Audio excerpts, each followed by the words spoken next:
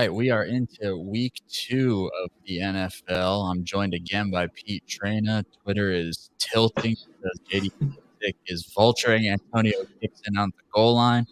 Pete, how you doing? Oh, I'm all right. I'm all right. I didn't love that touchdown there, but I'm happy what I see with the Giants right now, sort of. How are you? I'm good. We were just talking privately about how people forgot that Daniel Jones is the fastest player in the NFL, so that long touchdown run gets called back, but people forget. Sneaky athletic. Sneaky athletic, hard worker, coach's son. All right. Well, we're gonna get right into some more picks. You went 2-2 on your picks last week. We got 4 more games that we're gonna talk about this week, and then I got 3 player props we're gonna talk after that. Nothing involving this Thursday night game that we're at halftime of now, but let's get right into it. The first game that you have is Pats at Jets. Break it down for me. All right, Bill Belichick versus a rookie quarterback, while also starting a rookie quarterback. I love the storming gunslinger. He has a great future in the NFL, and the Jets are in great hands. I love Corey Davis. I love Eli Moore.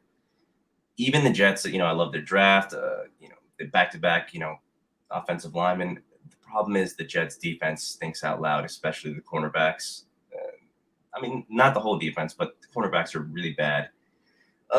They made Sam Darnold look above average, and I don't think that Sam Darnold is above average.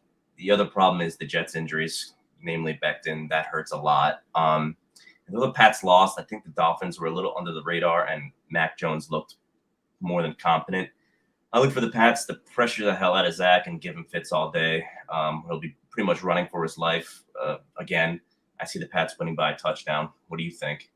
I know, obviously, you're a Jets guy, but Yeah, I'm a little biased. I'm interested to see the Jets are getting 5.5 right now in most places. I'm interested to see if that changes any more as we get closer to it.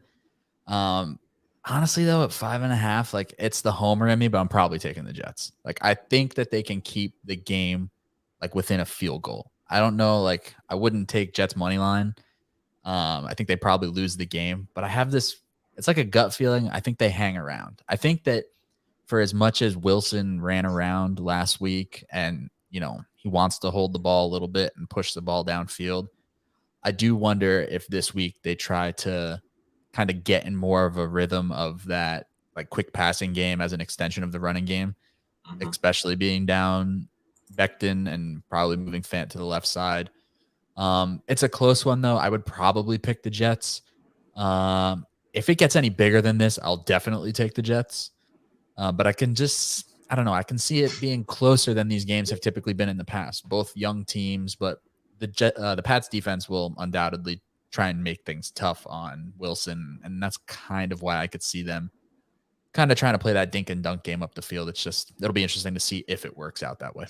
Yeah, and Gilmore's out for the Pats, so it wouldn't surprise me to see the Jets stick around in this game. But I do think that at the end of the day, maybe they'll keep it close, maybe they'll keep it within a field goal. But I think at the end of the day, it'll be like a late touchdown, or in my opinion, that's how I see this game going. That's fair. Let's talk next game that we have here: Las Vegas, Pittsburgh. What do you think in this one? All right, this one, I got it at 5.5. I already have a point in closing value here. I think I'm seeing it at 6.5, or at least I did a little bit earlier. The Raiders are coming off a big emotional win. They're traveling east on a short week, playing early. Will they be adjusted? I give the matchup advantage to the Steelers on pretty much every side of the ball. It's a top 3 defense, in my opinion, versus a middle of the pack offense. The Steelers, the weakness coming into this year was, Big Ben and the OL, and they both looked competent last week against a good opponent, some people's sexy Super Bowl pick. The Raiders lost with Coin. I forgot who else they lost on the defense, but the Steelers should be able to get Carr under pressure, and I think that'll turn him into that offense to a bottom half unit. The Ravens should have won that game last Monday. I think Ben has more weapons than the Ravens do. Predicting high 20s for the Steelers and low 20s for the Raiders. I'm taking the Steelers, and I'm praying that the inevitable Ben collapse doesn't happen week 2. 27-20 Yinzers. This one, you said like the one thing that I really wanted to hit on was big emotional win for the Raiders. traveling east, short week. Like the big emotional win thing I know is like, heart, no real Yeah, it's not a analytics to handicap. go with it. But traveling east on a short week, I think is a big deal for any team, especially for a team coming off a win where they stole one like that from the Ravens, who I think we all thought would have won that game. I agree. I like the Steelers to cover. I think that the problems with the Steelers will arise further down the stretch if Ben doesn't have it. I think they're due to kind of get off to a hottish start this year. I like you said, the slate of weapons, and I like the way Pittsburgh's defense matches up against the Vegas Raiders. So I'm with you on this one. I think the Steelers cover. I like them to win outright and to cover the spread. Kyle Next Bear for one. sure in the chat. Next one, Yo. we got Tennessee Titans, Seattle Seahawks. What do we think? All right. Titans Seahawks. What do I have for this one?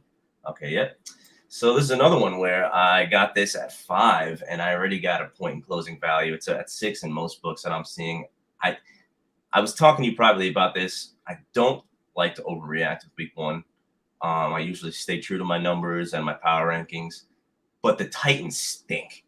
And they're the first team that I've severely adjusted my rankings for. It's not just week 1, but it's been brewing. We just kind of got hyped into thinking Julio Jones would kind of fill the void that Art Smith left to a degree. But the Titans' problems have not been fixed at all. They can't block. They can't generate any pressure. They can't cover.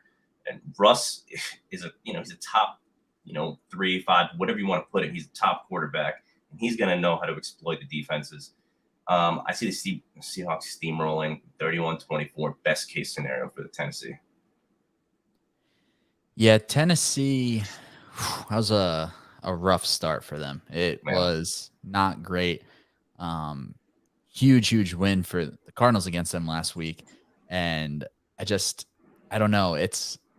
I'm starting to worry that maybe they're not as good or can't maintain the level of efficiency that we saw for like the last season and a half out of them and out of Tannehill and that passing offense. And, hopefully they can get it back together. But I agree. I like the Seahawks. The Seahawks looked good last week. Yes. I think Chris Carson maybe still the most underrated running back in the NFL. I think he'll roll a little bit. I think they'll let Russ cook to an extent. He won't have a ton of volume, but I think they'll get out ahead early. And if they get out ahead early, it's the same problem the Titans are going to have last week. It gets real hard to turn around and hand the ball to Derrick Henry, 25 times when you're not nursing a lead or making the explosive plays. So if Tannehill and that passing offense can't get back on track, it could be trouble for them. Agreed. All right, last one that we have, Vikings at the Cardinals. What do we like about this one? Okay, well, first of all, Vikings. I remember telling you last Sunday, I was like, the Vikings might go on a do not bet list, and here I am betting them.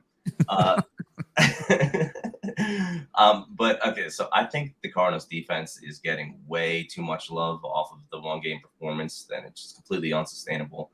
I don't think Cousins played poorly at all. I think everybody just hates him. And I think the Titans, the Titans. The Titans, they took a huge step backwards. So that caused that kind of game from the Cardinals last week. Expect the Cardinals to win this game, but I'm taking the hook at 27-26 Cardinals. Good teams win, great teams cover. I'm really on the fence about this one. This is ugly. Am. It's not great. I think I like, and I reserve the right to change this. but right now I like the Vikings. I'm sorry, no, not the Vikings. Right now I like the Cardinals to cover. And it's really that's a Kyler Murray decision. It really is. I like the Cardinals to cover because I like Kyler Murray as probably the most dynamic player in this game. I think he's going to continue to be electric. And I don't know. I think the Cardinals passing offense between Kyler and DeAndre Hopkins, and if we can get even a little bit of what Christian Kirk did last week and Rondale Moore gets a little more involved, I don't know. I think they can get out early on the Vikings, and it's a close one. It really is. I'll take the Cardinals. I don't feel great about it. It's definitely a gross one for sure. Yeah, I think the line's at 4 now too. last I saw, which is I would rather have that as a Vikings backer, but it shows that people are betting the Cardinals, which is not good. I hate to be on the wrong side, but Yeah. we'll see. Yeah, for sure. All right, let's get into some of these player props. So all three of these were, as of today, Thursday, September 16th, on DraftKings Sportsbook. The first one that I really like, Brandon Cooks, over 60.5 receiving yards. The Texans won, but they're not good. But somebody's going to have to catch the football there. And I think they're going to be down in a big way. Brandon Cooks, I don't want to say did what I expected him to do last week, but produced despite people thinking that he wouldn't with Tyrod there. There's not a lot of other reliable options there. And I know like Pharaoh Brown's a hot name right now, and we all like Nico from a dynasty perspective, but the Browns are a really good team. The Texans are going to have to play catch up. I like Brandon Cooks to go over 60.5 receiving yards. Ezekiel Elliott, over 59.5 rushing yards. We all had fun overreacting to Zeke kind of being a little washed last week in the opener, and Tony Pollard looking like he has more juice, but 59.5 is low. I think that he will go over that. They got the Chargers. The Chargers did give up some yards on the ground last week, and I think that the Cowboys will make a bit more of a focus to get him back involved in the rushing attack. And the third one, Sam Darnold, under 245.5 passing yards.